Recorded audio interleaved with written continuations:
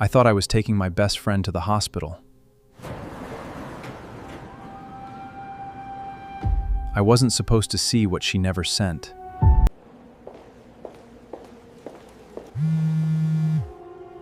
Some words can change your life, even if they were never sent. Some truths don't disappear. They just wait. The hospital hallway smelled like antiseptic and fear, and I couldn't stop staring at my own hands, still shaking from the drive over. Mara was somewhere behind those double doors, and 20 minutes ago she'd been laughing in my passenger seat about nothing at all. Then her words started slurring mid-sentence, and by the time I pulled into the ER bay, she could barely tell me her own birthday. I kept replaying it over and over, trying to find the moment I should have noticed something was wrong sooner. Then a nurse walked out holding Mara's phone, the screen still lit up. And that's when I saw it. A message thread with my name at the top, and a text sitting in the drafts folder, never sent, time-stamped 3 years ago. Before I tell you what it said, if you believe some people spend years standing right next to love without ever saying its name, hit like on this video, drop a comment, and subscribe to Hidden Truths and Hearts. We tell the stories about the words people almost never said, and what happens when the truth finally catches up to them. Mara and I grew up 2 houses apart on the same quiet street, and by the time we were 7, we had a language made entirely of inside jokes.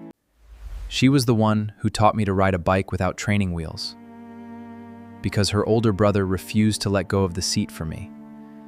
I was the one who sat outside her window with a flashlight the night her parents' divorce got loud, just so she'd know somebody was there.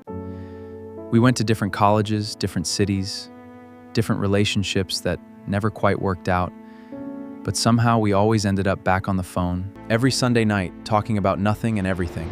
When my mother passed away, Mara flew in on the nextable flight without me even asking. When her job fell apart 2 years later, I was the one who helped her pack her apartment in one weekend, so she wouldn't have to face it alone. We never called what we had anything more than best friends, because naming it felt like a risk neither of us wanted to take. I used to tell myself she needed someone steadier than me, someone who had his life more figured out. She never mentioned wanting anything else either, so I let the years pass without ever testing the ground beneath us.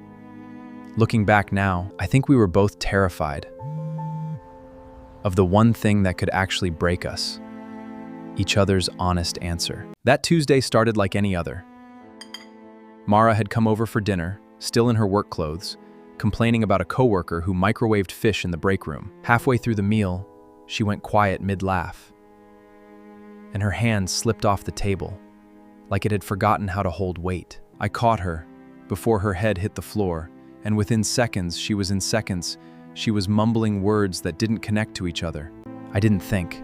I carried her to my car and drove faster than I should have, running 2 red lights, my hands locked so tight on the wheel my knuckles went white. Every second in that car felt like it belonged to someone else's nightmare, not mine. By the time we reached the ER, she was barely conscious, and the nurses pulled her from my arms into a wheelchair before I could even finish saying her name. I sat in that waiting room for what felt like hours, watching the clock hands move slower than they had any right to. I kept thinking about every conversation I never finished, every time I never finished, every time I changed the subject when things got close to something real. Then the nurse came out with her phone, and I saw the draft. It read, "I don't know how to tell you this without ruining what we have, but I think I've loved you since we were 16, and I'm scared that if I say it out loud, I'll lose the only person who has ever really known me." My chest caved in right there, in that plastic waiting room chair. 3 years. She had written that 3 years ago and never pressed send. Probably for the exact same reasons. I had never said it out loud myself. The doctor came out not long after, with better news than I expected. Mara had suffered a severe drop in blood sugar triggered by exhaustion and stress, something her body had apparently been warning her about for weeks that she'd ignored. She would need monitoring overnight, but she was expected to fully recover. The relief hit me so hard, I had to sit back down. I hadn't realized how much I'd been bracing for the worst until the fear finally let go of my chest. When they let me see her, she was pale but awake, blinking against the fluorescent light, asking if she'd embarrassed herself in front of the paramedics. I laughed for the first time in hours and told her she'd been fine. I didn't mention the draft. Not yet. The next few days, I stayed close. I picked up her prescriptions, stocked her fridge with the foods her doctor actually approved of, and sat with her on the couch while she pretended she wasn't scared of what almost happened. She kept apologizing for scaring me, and I kept telling her she had nothing to apologize for, even though inside I was still holding on to a message she never meant for me to see. One evening, while she was half asleep on the couch, her phone buzzed on the coffee table, and the screen lit up with our old messages thread still open from the day at the hospital. I looked at it longer than I should have, and something in me finally understood that silence had already cost us 3 years we couldn't get back. That night, once she was steadier, I made her favorite dinner and told her everything. I told her about the flashlight outside her window, about every excuse I'd made to avoid saying what I actually felt, about how watching her collapse across from me made 3 years of hesitation feel like the stupidest thing I'd ever done. Her eyes filled before I even finished, and she admitted she'd written that message the night I helped her move out of her old apartment, convinced that if she said it out loud, she'd wreck the only stable thing in her life. She'd never sent it because she was terrified. Silence was safer than the truth. Neither of us said anything for a moment, just sat there in the quiet of her kitchen, finally letting the truth exist in the open, instead of buried in a phone she almost never woke up to check again. Everything since that night has changed in small, ordinary ways that somehow feel enormous. Sunday phone calls became Sunday dinners at my place instead.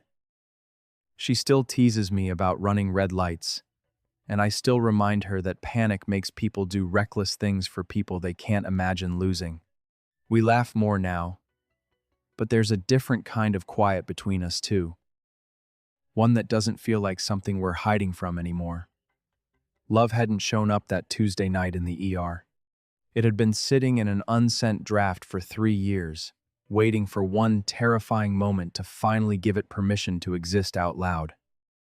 If this story reminded you of someone you've never told the truth to, hit like, share it with them if you're brave enough, and subscribe to Hidden Truths and Hearts. For more stories about the words people almost never said, drop the words "still unsent" in the comments if you've ever held something back out of fear. Sometimes the truth doesn't arrive with fireworks or perfect timing. Sometimes it's sitting quietly in a drafts folder, 3 years old, waiting for someone brave enough to finally hit send.